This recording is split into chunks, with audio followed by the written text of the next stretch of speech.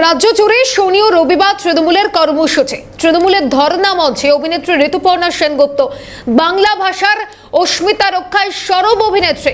একদিকে বাংলা ভাষার অস্মিতা রক্ষায় সরব তৃণমূল কংগ্রেস, আর এবার রাজ্য জুড়ে শনি এবং রবিবার তৃণমূলের কর্মসূচি। তৃণমূলের ধর্ণা মঞ্চে অভিনেত্রী ঋতুপর্ণা সেনগুপ্ত বাংলা ভাষার অস্মিতা রক্ষায় সরব অভিনেত্রী, সেই ছবি এই মুহূর্তে দেখাচ্ছি। রাজ্য জুড়ে শনি এবং রবিবার তৃণমূলের কর্মসূচি, বাংলা ভাষার অস্মিতা রক্ষায় সরব তারা। এবার তৃণমূলের ধর্ণা মঞ্চে অভিনেত্রী ঋতুপর্ণা সেনগুপ্ত, সেই ছবি দেখাচ্ছি। বাংলা ভাষার অস্মিতা রক্ষায় সরব তারা। টেলিফোন লাইনে আমাদের প্রতিনিধি রাজা সাহা রয়েছেন। রাজা, কি জানা যাচ্ছে?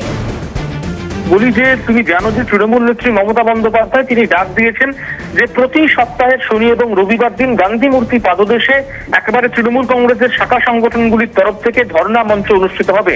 আজকে শনিবার সেখানে জয়হিন্দ বাহিনীর তরফ থেকে ধর্ণা কর্মসূচি চলছে বাংলা ভাষার অস্মিতা রক্ষায়। সেই মঞ্চেই দেখা গেল একেবারে অভিনেত্রী ঋতুপর্ণা সেনগুপ্তকে তিনি স্পষ্ট করে বললেন তিনি রাজনীতির জন্য আসেননি, তিনি সম্প্রতি একটি বাংলা ছবিতে কাজ করেছেন যেটি বেলা নাম, এবং তিনি সেই ছবির যে কাজ সেটি বাংলা ছবি, তিনি বাংলা ছবিতেই কাজ করেন আর বাংলা ভাষা তা নিয়েই তিনি কিন্তু কথা বলতে এখানে এসছেন।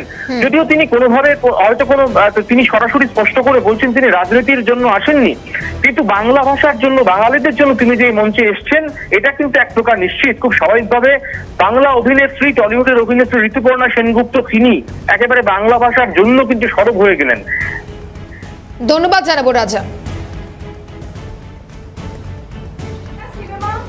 কি বলছেন অভিনেত্রী ঋতুপর্ণা সেনগুপ্ত, শোনাবো।